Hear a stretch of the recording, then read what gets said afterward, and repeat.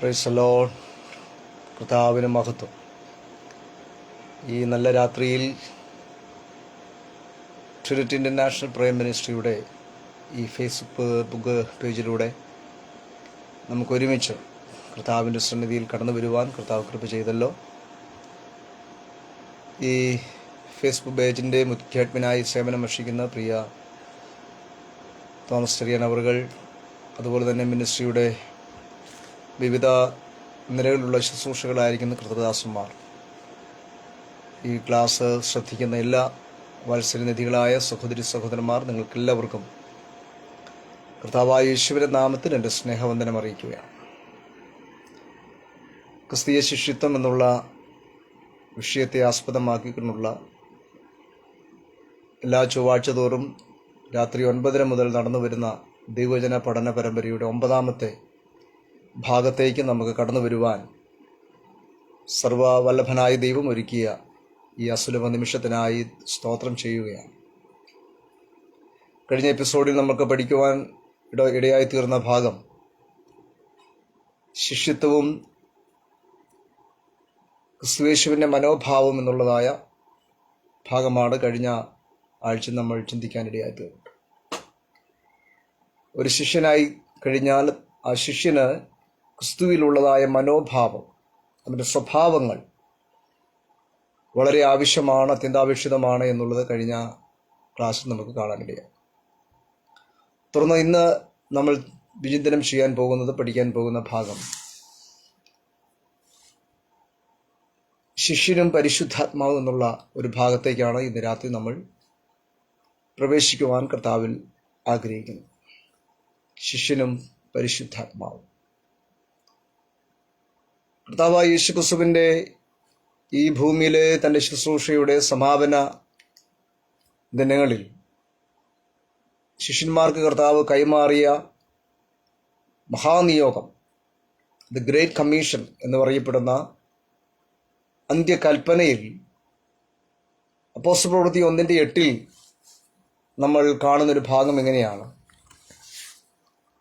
അപ്പോസ്തല പ്രവൃത്തികളുടെ പുസ്തകം 1-ാം അധ്യായം അതിൽ 8-ാമത്തെ വാക്യം ഇപ്രകാരം വായിക്കുന്നു: എന്നാൽ പരിശുദ്ധാത്മാവ് നിങ്ങളുടെ മേൽ വരുമ്പോൾ നിങ്ങൾ ശക്തി ലഭിച്ചിട്ട് യെരുശലേമിലും യഹൂദിയിൽ എല്ലായിടത്തും ശമരിയിലും ഭൂമിയുടെ അറ്റത്തോളം എൻ്റെ സാക്ഷികളാകും എന്ന് പറഞ്ഞു. ഈ മഹാനിയോഗം തൻ്റെ ശിഷ്യന്മാർക്ക് കർത്താവായ യേശുക്രിസ്തു നൽകുമ്പോൾ അതിൻ്റെ 1-2 വാക്യങ്ങൾ പിറകിൽ കർത്താവ് പറയുന്നൊരു ഭാഗം എങ്ങനെയാണ്? അങ്ങനെ അവൻ അവരുമായി കൂടിയിരിക്കുമ്പോൾ അവരോട്, നിങ്ങൾ യെരുശലേമിൽ നിന്ന് വാങ്ങിപ്പോകാതെ എന്നോട് കേട്ട പിതാവിൻ്റെ വാഗ്ദത്തത്തിനായി കാത്തിരിക്കണം. അപ്പോൾ പരിശുദ്ധാത്മാവെന്ന് പറയുന്ന കാര്യസ്ഥനെ തനിക്ക് പകരമായി പിതാവിൽ നിന്ന് തൻ്റെ ശിഷ്യന്മാർക്ക് കൊടുക്കുന്ന വാഗ്ദത്തമായി ഏറ്റെടുത്തുകൊണ്ട് വാങ്ങി നൽകുവാൻ കർത്താവായ യേശുക്രിസ്തു ഇവിടെ വാഗ്ദത്തമായിട്ട് ഇവിടെ പറയുകയാണ്. എന്നോട് കേട്ട പിതാവിൻ്റെ വാഗ്ദത്തത്തിനായി കാത്തിരിക്കണം. അപ്പോൾ ഒരു വാഗ്ദത്തം ശിഷ്യന്മാർ പ്രാപിച്ചാണ് യെരുശലേമിൽ കാത്തിരിക്കുന്നത്. എന്നിട്ട് 1:8 നമ്മൾ വായിച്ചത് ഇങ്ങനെയാണ്: എന്നാൽ പരിശുദ്ധാത്മാവ് നിങ്ങളുടെ മേൽ വരുമ്പോൾ, അതായത് വാഗ്ദത്തം ചെയ്ത പരിശുദ്ധാത്മാവ് നിങ്ങളുടെ മേൽ വരുമ്പോൾ നിങ്ങൾക്ക് ശക്തി ലഭിച്ചിട്ട് യെരുശലേമിലെ യഹൂദിയിൽ എല്ലായിടത്തും ശമരിയിലും ഭൂമിയറ്റത്തോളം എൻ്റെ സാക്ഷികളാകും. ഇവിടെ ശിഷ്യന്മാർക്ക് പരിശുദ്ധാത്മാവിനാൽ തുടർന്ന് അവർക്ക് ചില ദൗത്യമുണ്ട് എന്നുള്ളത് കാണാൻ കഴിയുന്നുണ്ട്. ആ ദൗത്യമാണ് നമ്മൾ അവസാന വാക്കിൽ നമ്മൾ നിർത്തിയത്. ഭൂമിയുടെ അറ്റത്തോളം എൻ്റെ സാക്ഷികളാകും എന്ന് പറഞ്ഞു. ശിഷ്യൻ സാക്ഷിയാകുക ഒരു വലിയ കടപ്പാടും ഉത്തരവാദിത്വവും ദൗത്യവും ഒക്കെ ശിഷ്യന്മാരിലുണ്ട്. എന്താണത്? സാക്ഷികളാകുക. ഈ സാക്ഷികളാകുക എന്നുള്ളത് ബിയർ വിറ്റ്നസ് എന്ന് വെച്ചാൽ എന്താണ്? ഒരു സംഭവത്തെ ദൃക്സാക്ഷിയായി അത് മറ്റുള്ളവരോട് ആ അനുഭവത്തെ പങ്കുവയ്ക്കുക. 1 യോഹന്നാൻ ലേഖനം 1-ാമത്തെ അധ്യായത്തിൽ നമ്മൾ ഇപ്രകാരം വായിക്കുന്നുണ്ട്. ഈ സാക്ഷീകരണത്തെക്കുറിച്ച് അവിടെ അപ്പോസ്തലനായിരിക്കുന്ന യോഹന്നാൻ എന്താണ് രേഖപ്പെടുത്തിയിട്ടുള്ളത്? അതിങ്ങനെയാണ്: ആദ്യം മുതലുള്ളതും ഞങ്ങൾ കേട്ടതും സ്വന്തം കണ്ണുകൊണ്ട് കണ്ടതും ഞങ്ങൾ നോക്കിയതും ഞങ്ങളുടെ കൈ തൊട്ടതുമായ ജീവന്റെ വചനം സംബന്ധിച്ച്. ഇവിടെ പറയുന്നത് എന്താണ്, അല്ലെങ്കിൽ എന്തിനെക്കുറിച്ചാണ് ഇവർ സാക്ഷിയായി തീരുന്നത്? ഒരു സാക്ഷിയുടെ ഒരു പ്രത്യേകത എന്ന് പറയുന്നത് കണ്ടവനായിരിക്കണം, കേട്ടവനായിരിക്കണം, അവൻ തൊട്ടവനായിരിക്കണം. അപ്പോൾ ശരിയായിട്ട് നമ്മൾ അതിനെ വിചിന്തനം ചെയ്താൽ അവൻ അനുഭവിച്ചറിഞ്ഞവനായിരിക്കണം എന്നുള്ളതാണ്. യേശു തിരഞ്ഞെടുത്തതായ അപ്പോസ്തലന്മാരെന്ന പേരിൽ അറിയപ്പെടുന്ന 12 ശിഷ്യന്മാരും അവർ വ്യക്തമായി യേശുവിനെ അനുഭവിച്ചറിഞ്ഞവരാണ്. യേശുവിനെ ോടുകൂടെ 3.5 വർഷക്കാലം ഒത്തൊരുമിച്ച് ഒരു ഗുരുവിൻ്റെ കീഴിൽ അഭ്യസനം ചെയ്തതായ ശിഷ്യന്മാരായിരുന്നു ഈ 12 അപ്പോസ്തലന്മാർ. അതുകൊണ്ട് തന്നെ ജീവന്റെ വചനമാകുന്ന ക്രിസ്തുവിനെ അവരെങ്ങനെയായിരുന്നു? അവർ കേട്ടത്, കണ്ണുകൊണ്ട് കണ്ടത്, നോക്കിയത്, തൊട്ടത് ജീവന്റെ വചനം. അപ്പോൾ ഈ യേശുവിനെ അവർ അനുഭവിച്ചറിഞ്ഞു, രുചിച്ചറിഞ്ഞു. ആ യേശുവിൻ്റെ സാക്ഷികളായി അവർ പുറപ്പെടുകയാണ്. അതിനാണ് ഇവിടെ അപ്പോസ്തലപ്രവൃത്തി 1:8 പറയുന്നത്, ഈ പരിശുദ്ധാത്മാവ് നിങ്ങളുടെ മേൽ വരുമ്പോൾ നിങ്ങൾ ഭൂലോകത്തൊക്കെയും എൻ്റെ സാക്ഷികളാകും, ഭൂമിയുടെ അറ്റത്തോളം എൻ്റെ സാക്ഷികളാകും. ഈ ഭാഗം പറഞ്ഞ അനന്തരം നോക്കണേ, കർത്താവായ യേശു ക്രിസ്തു സ്വർഗാരോഹണം ചെയ്ത് പിതാവിൻ്റെ സ്വർഗ്ഗത്തിലേക്ക് കടന്നു പോകുവാനിടയായി. എന്നാൽ അനന്തരമായി ഈ ഭൂമിയിലെ ഈ ദൗത്യം ചെയ്തെടുക്കേണ്ടതിന് വേണ്ടി അവരോടൊപ്പമായി യേശുവിനെ പോലെ തന്നെ നിലകൊണ്ട ഒരു വ്യക്തിത്വമാണ് പരിശുദ്ധാത്മാവ് എന്ന് പറയുന്നത്. അപ്പോൾ ശിഷ്യന്മാരെ സംബന്ധിച്ചിടത്തോളം സാക്ഷികളായി തീരേണ്ടതിന് വേണ്ടി അവർക്ക് ഈ പരിശുദ്ധാത്മാവിൻ്റെ ആവശ്യകത വളരെ വലുതായിരുന്നു. അതുകൊണ്ട് തന്നെയാണ് കർത്താവ് അവരോട് പ്രത്യേകം പറയുന്നത്, നിങ്ങൾ യെരൂശലേമിൽ നിന്ന് വാങ്ങിപ്പോകാതെ ഞാൻ പറഞ്ഞ പിതാവിൻ്റെ വാഗ്ദത്തത്തിന് വേണ്ടി കാത്തിരിക്കണം. അങ്ങനെ കാത്തിരുന്ന് അവർ പ്രാപിക്കുന്ന അനുഭവമാണ് 2-ാമത്തെ അധ്യായത്തിലേക്ക് നമ്മൾ കടന്നു വരുമ്പോൾ കാണാൻ കഴിയും. യേശു കർത്താവ് പറഞ്ഞ ആ വാഗ്ദത്തം 2-ാം അധ്യായത്തിൽ അവർ വെളിപ്പെടുകയാണ്, അവരത് പ്രാപിക്കുകയാണ്. അങ്ങനെ പരിശുദ്ധാത്മാവിനെ പ്രാപിച്ചനന്തരമായിട്ട് നമുക്കറിയാം, ആ ഭാഗത്ത് കാണുവാൻ കഴിയുന്ന 120 പേരടങ്ങുന്ന ഒരു സംഘമാണ് മുറിയിൽ ഉണ്ടായിരുന്നത്. ആ മുറിയിൽ കൂടിയിരുന്നവരുടെ മേൽ പരിശുദ്ധാത്മാവ് വന്ന് പരിശുദ്ധാത്മാവിന് ചില പ്രവൃത്തികൾ അവിടെ കാണാൻ കഴിയുന്നുണ്ട്.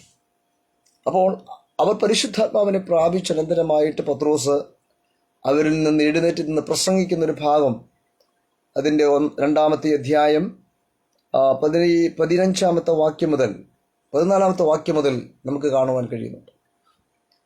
അങ്ങനെ പ്രസംഗിക്കുക മാത്രമല്ല, ആ ദൗത്യ നിർവഹണത്തിന് വേണ്ടി പത്രോസ് പുറപ്പെടുകയാണ്.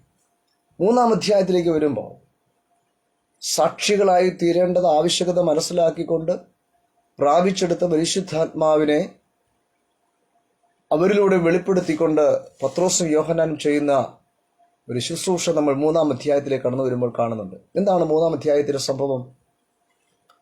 അവിടെ ഇങ്ങനെയാണ് വായിക്കുന്നത്: ഒരിക്കൽ പത്രോസും യോഹന്നാനും 9-ാം മണി നേരം പ്രാർത്ഥനാ സമയത്ത് ദൈവാലയത്തിലേക്ക് ചെല്ലുമ്പോൾ അമ്മയുടെ ഗർഭം മുതൽ മുടന്തനായ ഒരാളെ ചിലർ ചുമന്നുകൊണ്ടുവന്ന് അവന് ദേവാലയത്തിൽ ചെല്ലുന്നവരോട് ഭിക്ഷ യാചിക്കുവാൻ സുന്ദരമെന്ന ദേവാലയ ഗോപുരത്തെങ്കിൽ ദിനം പ്രതി ഇരുത്തുമാറുണ്ട്. അവിടെ പ്രതിപാദിക്കുന്ന വിഷയം നമുക്കറിയാം. അമ്മയുടെ ഗർഭം മുതൽ മുടന്തനായൊരു മനുഷ്യൻ യെരൂശലേം ദേവാലയത്തിൻ്റെ മുൻപുള്ളതായ സുന്ദരം എന്ന ഗോപുരത്തിൻ്റെ ചുവട്ടിലിരിക്കുകയാണ്. അപ്പോൾ ഗുരുനാഥനായിരിക്കുന്ന യേശു പഠിപ്പിച്ചതായ തൻ്റെ ശിഷ്യന്മാർ അവർക്ക് കൊടുത്തതായിരിക്കുന്ന വാഗ്ദത്ത നിവൃത്തിയായിരിക്കുന്ന പരിശുദ്ധാത്മാവിന് ശിഷ്യന്മാർ ഏറ്റെടുത്തനന്തരമായി അവർ 2 പേർ, അതായത് പത്രോസും യോഹന്നാനും, യേശു ഈ ഭൂമിയിലായിരുന്നപ്പോൾ താൻ എന്തൊക്കെ ചെയ്തുവോ അതേ ശുശ്രൂഷകളും ശിഷ്യന്മാരുടെ കയ്യിലൂടെ അല്ലെങ്കിൽ ശിഷ്യന്മാരിലൂടെ അവർ ചെയ്തെടുക്കുവാൻ ആഗ്രഹിക്കുക. അതാണ് 3-ാം അധ്യായത്തിൽ കാണാൻ കഴിയുന്നത്. 4-ാമത്തെ വാക്യത്തിലേക്ക് വരുമ്പോൾ പത്രോസ് യോഹന്നാനോട് കൂടെ അവരെ ഉറ്റുനോക്കി. ഞങ്ങളെ നോക്കൂ എന്ന് പറഞ്ഞു. അവൻ വല്ലത് കിട്ടുമെന്ന് കരുതി അവരെ സൂക്ഷിച്ചു നോക്കി. അപ്പോൾ പത്രോസ്, വെള്ളിയും പൊന്നും എനിക്കില്ല, എനിക്കുള്ളത് നിനക്ക് തരുന്നു, നസറേയനായ യേശുക്രിസ്തുവിന്റെ നാമത്തിൽ നടക്കുക എന്ന് പറഞ്ഞു. നമുക്കറിയാം, യേശു ഭൂമിയിലായിരുന്നപ്പോൾ ശിഷ്യന്മാർ ഒന്നിച്ച് അനേക രാപകലുകൾ തന്റെ ദൗത്യത്തിൽ വ്യാപൃതനായിരുന്നു. യേശു ചെയ്ത ഒത്തിരി അത്ഭുതങ്ങളും അടയാളങ്ങളും വീര്യപ്രവൃത്തികളുടെയൊക്കെ ദൃക്സാക്ഷികളായിരുന്നു ശിഷ്യന്മാർ. ആ ശിഷ്യന്മാരിൽ പത്രോസും യോഹന്നാനെ നമുക്ക് കാണാൻ കഴിയുന്നുണ്ട്. അപ്പോൾ പരിശുദ്ധാത്മാവിന്റെ സഹായത്തോടെ, പരിശുദ്ധാത്മാവിന്റെ ശക്തിയോടുകൂടെ യേശു ചെയ്തതുപോലുള്ളതായ ചില ശുശ്രൂഷകൾ ഇവിടെ പത്രോസും യോഹന്നാനും ചെയ്യുകയാണ്. ആ സംഭവത്തിന്റെ പശ്ചാത്തലമല്ല നമുക്കറിയാം. ദേവാലയ ഗോപുരത്തിന്റെ ചുവട്ടിൽ കിടക്കുന്ന മനുഷ്യൻ, അവൻ നിസ്സഹായനാണ്. നമുക്കറിയാം, നമ്മുടെ കർത്താവായ യേശുക്രിസ്തു ഈ ഭൂമിയിലായിരുന്നപ്പോൾ മനസ്സലിവുള്ളവനായി, ദയയുള്ളതായ, മറ്റുള്ളവരുടെ കരുണ തോന്നുന്ന സ്വഭാവത്തിനുടമയാവുന്ന യേശുവിനെ നമുക്ക് കാണുവാൻ കഴിയുന്നുണ്ട്. കഴിഞ്ഞ എപ്പിസോഡിൽ നമ്മളത് പഠിച്ചതാണ് ക്രിസ്തു യേശുവിന്റെ സ്വഭാവം അല്ലെങ്കിൽ മനോഭാവം എന്നുള്ളത്. ഇവിടെ ഇതാ മുടന്തനായ മനുഷ്യൻ ദേവാലയ ഗോപുരത്തിൽ കിടക്കുന്നുണ്ട്. അവൻ 1-2 ദിനങ്ങൾ കിടക്കുന്ന വ്യക്തിയല്ല, വർഷങ്ങളായിട്ട് ആ ദേവാലയ ഗോപുരത്തിൽ കിടക്കുന്ന മനുഷ്യനാണ്. തൻ്റെ ഒരു പ്രായം അതിൻ്റെ പിന്നാലെ വരുന്ന വാക്യത്തിൽ പരാമർശിക്കുന്നുണ്ട്. 40-ലധികം വയസ്സുള്ള ഒരു മനുഷ്യനാണ്. അപ്പോൾ ന്യായമായിട്ട് ചിന്തിക്കാം, എത്രയോ വർഷമായിട്ട് ഈ മനുഷ്യൻ ഈ ദേവാലയ ഗോപുരത്തിന്റെ ചുവട്ടിൽ കിടക്കുകയാണ്. എന്നാൽ അവനെ ഒന്ന് എഴുന്നേൽപ്പിക്കണമെന്നോ, അവനെ ഒന്ന് ഹെൽപ്പ് ചെയ്യണമെന്നോ, അവന് വേണ്ടത് വല്ല കൊടുക്കണമെന്നും ആഗ്രഹിക്കുന്ന ആളുകളുണ്ടോ? ഒരു പക്ഷെ ഉണ്ടായിരിക്കാം. അവരുടെ കയ്യിൽ കിട്ടുന്ന ഏതെങ്കിലും നാണയത്തുട്ടുകൾ അവൻ്റെ കയ്യിലേക്ക് എറിഞ്ഞിട്ട് കൊടുക്കും. അവർ ആലയത്തിൽ പോകും, തിരികെ അവർ വീട്ടിലേക്ക് പോകും. ഇതിനപ്പുറത്ത് ആ മുടന്തനായ മനുഷ്യനെ കുറിച്ച് അവിടെയുള്ള ആർക്കും വലിയ ഉത്തരവാദിത്വമൊന്നുമില്ല. എന്നാൽ യേശുവിൻ്റെ ശിഷ്യനായി തീർന്ന പത്രോസും യോഹന്നാനും, അതാണ് ഗുരു എന്താണോ പഠിപ്പിക്കുന്നത് അത് തന്നെ ശിഷ്യന്മാർ പ്രാവർത്തിക പദത്തിൽ കൊണ്ടുവരും. അതാണ് ഗുരുവിൽ നിന്നാണ് പഠിക്കുന്നത്, അവനാണ് യഥാർത്ഥ ശിഷ്യൻ. അപ്പോൾ ഗുരു എന്തൊക്കെ അവർക്ക് കാണിച്ചു കൊടുത്തോ, എന്തൊക്കെ അവരെ പഠിപ്പിച്ചുവോ, അതും ശിഷ്യന്മാരിവിടെ ചെയ്യുകയാണ്. അത് അവരുടെ ശുശ്രൂഷയിൽ അത് വെളിപ്പെടുത്തുകയാണ്. ആ മുടന്തനായ മനുഷ്യൻ ആ ദേവാലയ ഗോപുരത്തിൽ കിടക്കുമ്പോൾ പത്രോസ് എന്താണ് ചെയ്യുന്നത്? 4-ാമത്തെ വാക്യത്തിൽ പത്രോസ് യോഹന്നാനോടുകൂടെ അവനെ ഉറ്റുനോക്കി. ഞങ്ങളെ നോക്കൂ എന്ന് പറഞ്ഞു. അവൻ വല്ലത് കിട്ടുമെന്ന് കരുതി അവരെ സൂക്ഷിച്ചു നോക്കി. 6-ാമത്തെ വാക്യം, അപ്പോൾ പത്രോസ്, വെള്ളിയും പൊന്നും എനിക്കില്ല, എനിക്കുള്ളത് നിനക്ക് തരുന്നു, നസറേയനായ യേശുക്രിസ്തു നാമത്തിൽ നടക്കുക എന്ന് പറഞ്ഞ് അവനെ വലം കൈക്ക് പിടിച്ചെഴുന്നേൽപ്പിച്ചു. ക്രിസ്തുവിലുള്ളതായ ഒരു മനോഭാവത്തെ, ഒരു സ്വഭാവത്തെ ഇവിടെ ശിഷ്യന്മാരിലൂടെ പ്രകടമാകുകയാണ്. എന്താണത്? അശരണരെയും അലംബഹീനരെയും നാനാവ്യാധികളായി വലഞ്ഞ ആളുകളെയൊക്കെ യേശുവിൻ്റെ കാലഘട്ടത്തിൽ യേശു കാണുക മാത്രമല്ല, അവരടുക്കൽ ചെന്ന് അവരെ കൈത്താങ്ങൽ കൊടുത്ത് അവർക്ക് സൗഖ്യം നൽകി, വിശക്കുന്നവർക്ക് അപ്പം കൊടുത്ത്, ദാഹിക്കുന്നവർക്ക് വെള്ളം കൊടുത്ത്, അങ്ങനെ അവരുടെ ജീവിത സാഹചര്യത്തിലേക്ക് കർത്താവ് ഇറങ്ങിച്ചെല്ലുന്നതായിട്ട് കാണാൻ കഴിയുന്നു. അതേ ഗുരുവിൽ നിന്ന് പഠിച്ചതായ ശിഷ്യന്മാരായ പത്രോസും യോഹന്നാനും ഒട്ടും വ്യത്യസ്തരല്ല. ഇവിടെ തങ്ങളുടെ ശുശ്രൂഷയിലും തങ്ങളുടെ ദൗത്യത്തിലും ആ ക്രിസ്തുവിൻ്റെ ആ സ്വഭാവം തന്നെ ഇവിടെ പ്രകടിപ്പിക്കുകയാണ്. ഏതാണ്? അവനെ വലം കൈക്ക് പിടിച്ചെഴുന്നേൽപ്പിച്ചു. എത്ര ശ്രേഷ്ഠകരമേറിയിരിക്കുന്ന ഒന്നാണ്. മുടന്തനെ സംബന്ധിച്ചിടത്തോളം അവൻ്റെ കയ്യിൽ ഇതിനു മുമ്പ് ആഗ്രഹത്തോടെ അല്ലെങ്കിൽ അവൻ്റെ സൗഖ്യത്തിന് വേണ്ടിയോ അവൻ്റെ ആവശ്യത്തിന് ആരും പിടിച്ചതായിട്ടൊരു പക്ഷേ കടന്നു വരത്തില്ല. എല്ലാവരും അവനെ മറന്ന് വഴിമാറിപ്പോകാൻ ആഗ്രഹിക്കുന്നവരാണ്. അല്ലെങ്കിൽ എന്തെങ്കിലുമൊക്കെ തുട്ടുകൾ അവൻ്റെ വിരിപ്പിലേക്ക് എറിഞ്ഞു കൊടുത്തിട്ട് അവരവരുടെ വഴിക്ക് പോകും. എന്നാൽ ഒരു മുടന്തനായ മനുഷ്യനെ സംബന്ധിച്ചിടത്തോളം അവൻ്റെ ജീവിതത്തിൽ ആദ്യമായിട്ട് ഒരു സംഭവമായിരിക്കാം ഇത്. ഏത്? ഒരുവൻ വലം കൈക്ക് പിടിക്കുകയും. പ്രിയരെ, യേശുവിൻ്റെ ശിഷ്യഗണത്തിലെ ഒരംഗമാണ് നാം എങ്കിൽ, അല്ലെങ്കിൽ ഞാനൊരു യേശുവിൻ്റെ ശിഷ്യനാണെങ്കിൽ, നിശ്ചയമായും ക്രിസ്തുവേശു തൻ്റെ ദിവ്യ സ്വഭാവങ്ങളിൽ ഭൂമിയിൽ വെച്ച് വെളിപ്പെടുത്തിയത് ശിഷ്യന്മാരായ നമ്മളും പ്രകടിപ്പിക്കും.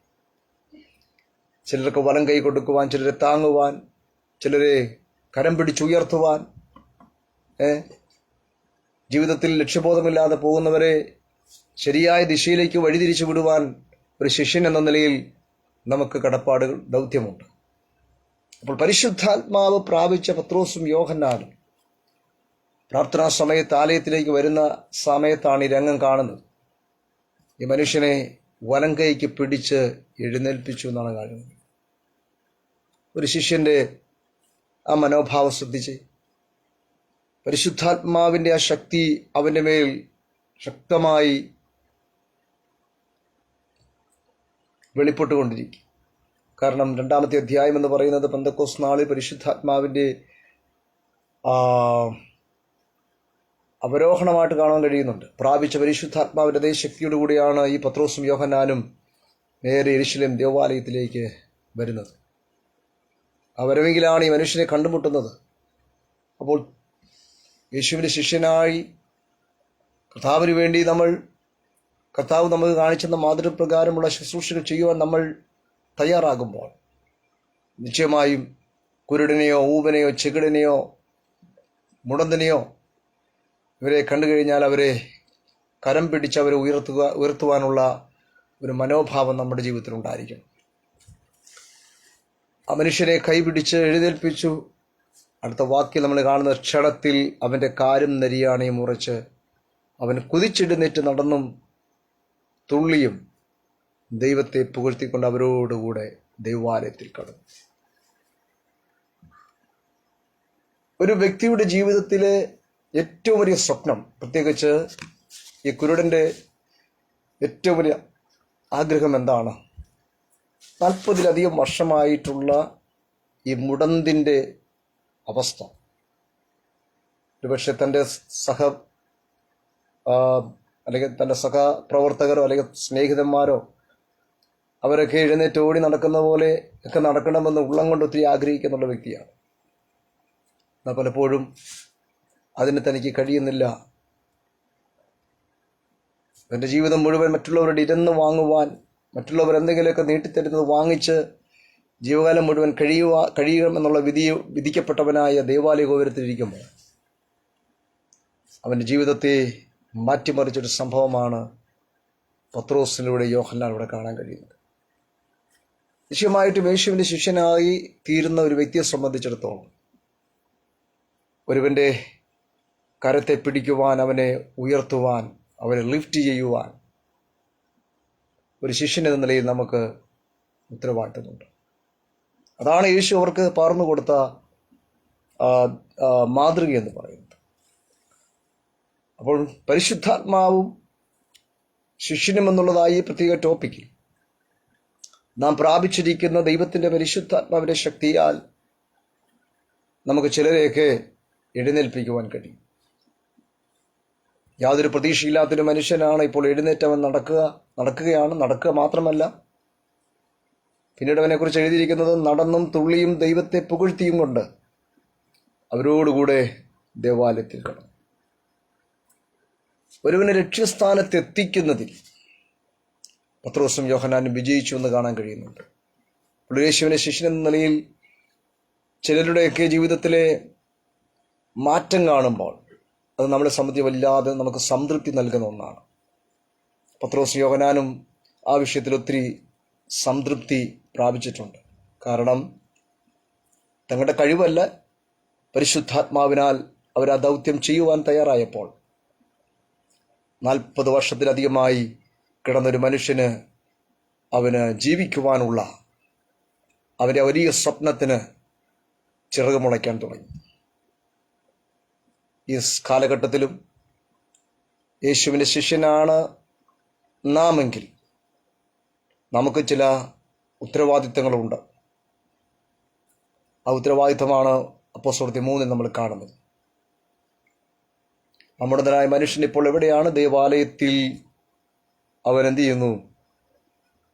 മറ്റുള്ളവരോട് ചേർന്ന് ദൈവത്തെ പുകഴ്ത്തിക്കൊണ്ട് ആരാധിച്ചു കൊണ്ടിരിക്കുന്ന ഒരു രംഗമാണ്. എത്ര ധന്യമായ ഒരു ദൗത്യമാണ്, എത്ര സംതൃപ്തിജനകമായിരിക്കുന്ന ഒരു ദൗത്യമാണ് പത്രോസും യോഹന്നാനും അവൻ ചെയ്യുവാനിടയായത്. അവരും യേശുവിൻ്റെ അപ്പോസ്തല ഗണത്തിൽപ്പെട്ട അല്ലെങ്കിൽ 12 ശിഷ്യന്മാരിൽ പെട്ടവരായിരുന്നു പത്രോസും യോഹന്നാനും. അപ്പോൾ പരിശുദ്ധാത്മാവ് യേശുവിൻ്റെ ശിഷ്യൻ എന്ന നിലയിൽ നമ്മുടെ മേൽ വെളിപ്പെടുമ്പോൾ ആ പരിശുദ്ധാത്മാവിൻ്റെ ശക്തിയാൽ ഇന്നും അനേകർക്ക് ജീവിതത്തിൽ വഴിത്തിരിവായി മാറുന്ന ദൗത്യങ്ങൾ നമുക്ക് ചെയ്യുവാൻ കഴിയും. അത് നമ്മളുടെ അനവരതം ചെയ്തെടുക്കുവാൻ പരിശുദ്ധാത്മാവ് ആഗ്രഹിക്കുക. ആ മനുഷ്യന് ജീവിതത്തിൽ വലിയ പ്രതീക്ഷ ലഭിച്ചു. അവൻ ആലയത്തിൽ കയറി നൃത്തം ചെയ്ത് ദൈവത്തെ മഹത്വപ്പെടുത്തുന്ന ഒരു രംഗം നമ്മളവിടെ കാണുകയാണ്. അതിനുശേഷം നമുക്ക് വീണ്ടും അപ്പോസ്തലപ്രവൃത്തിയിലൂടെ തന്നെ സഞ്ചരിച്ചാൽ അറിയാം, ധാരാളം ശുശ്രൂഷകൾ, ദൗത്യങ്ങൾ ശിഷ്യന്മാരെന്ന നിലയിൽ അവർ ചെയ്യുന്നതായിട്ട് കാണാൻ കഴിയുന്നുണ്ട്. 6-ാമത്തെ അധ്യായത്തിലേക്ക് വരുമ്പോൾ അവിടെ നമ്മൾ കാണുന്നുണ്ട്, അക്കാലത്ത് ശിഷ്യന്മാർ പെരുകി വരുമ്പോൾ ശിഷ്യന്മാരുടെ വളർച്ചയ്ക്ക് ശക്തമേറിയിരിക്കുന്ന ഒരു പ്രചോദനമായി തീർന്നത്, അതിന് കാരണമായി തീർന്നത് പരിശുദ്ധാത്മാവ്. കാരണം പരിശുദ്ധാത്മാവാണല്ലോ കാലഘട്ടം ശക്തമായി പ്രവർത്തിച്ചുകൊണ്ടിരുന്നത്. പരിശുദ്ധാത്മാവിൻ്റെ പ്രവൃത്തികൾ എന്നുകൂടെ നമുക്ക് അപ്പോസ്തലപ്രവൃത്തിയെ വിളിക്കാൻ കഴിയും. അപ്പോൾ അങ്ങനെ ശിഷ്യന്മാരിൽ പോലും എണ്ണം പെരുകുവാൻ തുടങ്ങി.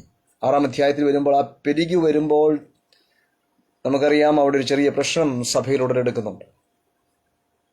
ആ ഭാഗങ്ങളൊക്കെ നന്നായിട്ട് നിങ്ങൾക്കറിയാവുന്നതുകൊണ്ട് ഞാനത് സവിസ്തരം പ്രതിപാദിപ്പാൻ ആഗ്രഹിക്കുന്നില്ല. എങ്കിലും 6-ാം അധ്യായത്തിൻ്റെ 3-ാം വാക്യത്തിലേക്ക് വരുമ്പോൾ അവിടെ ഇങ്ങനെ അപ്പോസ്തലന്മാർ പറയുന്നൊരു കാര്യമുണ്ട്: ദൈവവചനം ഉപേക്ഷിച്ച് മേശകളിൽ ശുശ്രൂഷ ചെയ്യുന്നത് യോഗ്യമല്ല. അടുത്തത്, ആകയാൽ സഹോദരന്മാരെ, ആത്മാവും ജ്ഞാനവും നിറഞ്ഞ നല്ല സാക്ഷ്യമുള്ള 7 പുരുഷന്മാരെ നിങ്ങളിൽ തന്നെ തിരഞ്ഞെടുത്തുകൊള്ളുവിൻ. അപ്പോൾ അവിടെ കൂടി വന്നിരിക്കുന്നവരെല്ലാം ശിഷ്യന്മാരാണ്. അതിനുള്ള ആദ്യത്തെ വാക്യം തന്നെ ശിഷ്യന്മാർ പെരുകി വരുമ്പോൾ എന്നുള്ള വാക്ക് അവിടെ കാണാൻ കഴിയുന്നു. അപ്പോൾ അവിടെ അല്പമല്ലാത്തൊരു പ്രതിസന്ധി ഉടലെടുത്ത് കഴിഞ്ഞപ്പോൾ എന്താണ്, ഈ 12 ശിഷ്യരുടെ കൂട്ടത്തെ എല്ലാവരും വിളിച്ചു വരുത്തി. അതായത് അപ്പോസ്തലന്മാർ ബാക്കിയുള്ള എല്ലാവരും വിളിച്ചു വരുത്തിയിട്ട് പറയുകയാണ്, ഞങ്ങൾക്ക് ദൈവവചനം ഉപേക്ഷിച്ച് പോകുക എന്നുള്ളത് അത്ര യോഗ്യമല്ല. അതുകൊണ്ട് നിങ്ങളിൽ തന്നെ ചിലരെ തിരഞ്ഞെടുക്കണം, 7 പേരെ തിരഞ്ഞെടുക്കണം. അവർ നല്ല സാക്ഷ്യമുള്ളവരായിരിക്കണം, ആത്മാവ് ജ്ഞാനമുള്ളവരായിരിക്കണം. 7 പുരുഷന്മാർ നിങ്ങൾ തിരഞ്ഞെടുക്കണം. അപ്പോൾ യേശുവിൻ്റെ ശിഷ്യൻ എന്ന നിലയിൽ അവിടെ ഒരു തെരഞ്ഞെടുപ്പ് നടക്കുന്നുണ്ട്. ആ തെരഞ്ഞെടുപ്പിൽ ചിലരുടെ പേരുകൾ താഴെ പരാമർശിക്കുമ്പോൾ അതിലൊരുവന്റെ പേരാണ് സ്തെഫാനോസ് എന്ന് പറയുന്ന അനുഗതനായ ക്രിസ്തു ശിഷ്യൻ. ക്രിസ്തുവിൻ്റെ അപ്പോസ്തലിക ഗണത്തിൽ അല്ല എങ്കിലും യേശുവിനെ അനുഗമിക്കുന്നവരെല്ലാം ശിഷ്യന്മാരാണല്ലോ. അപ്പോൾ ആ നിലയിൽ നമ്മൾ സ്തെഫാനോസിനെ ശിഷ്യൻ എന്ന് സംബോധന ചെയ്യുന്നത് തെറ്റില്ല. അപ്പോൾ ഈ ശിഷ്യനെ, സ്തെഫാനോസിനെ 7 പേരിൽ ഒരുവനായിട്ട് നമുക്കവിടെ കാണാൻ കഴിയുന്നു. തന്നെക്കുറിച്ചാണ് അതിൻ്റെ 6-ാം അധ്യായം 7-ാമത്തെ വാക്യം മുതൽ കാണാൻ കഴിയുന്നത്. സ്തെഫാനോസിനെ കുറിച്ച് സംബന്ധിച്ചുള്ള കാര്യങ്ങളാണ്. ദൈവവചനം പരന്നു, യെരൂശലേമിൽ ശിഷ്യന്മാരുടെ എണ്ണം ഏറ്റവും പെരുകി, പുരോഹിതന്മാരിലും വലിയൊരു കൂട്ടം വിശ്വാസത്തിന് അധീനരായി തീർന്നു. 8-ാം വാക്യം, 8-ാമത്തെ വാക്യം മുതലാണ്. അനന്തരം സ്തെഫാനോസ് കൃപയും ശക്തിയും നിറഞ്ഞവനായി ജനത്തിൽ വലിയ അത്ഭുതങ്ങളും അടയാളങ്ങളും ചെയ്തു. നോക്കുക, യേശുവിൻ്റെ ശിഷ്യൻ എന്ന നിലയിൽ നമുക്ക് സംബോധന ചെയ്യാം സ്തെഫാനോസിനെ. അതിനെക്കുറിച്ച് എന്താ പറയുന്നത്? കൃപയും ശക്തിയും നിറഞ്ഞവനായി ജനത്തിൽ അത്ഭുതങ്ങളും അടയാളങ്ങളും ചെയ്തു.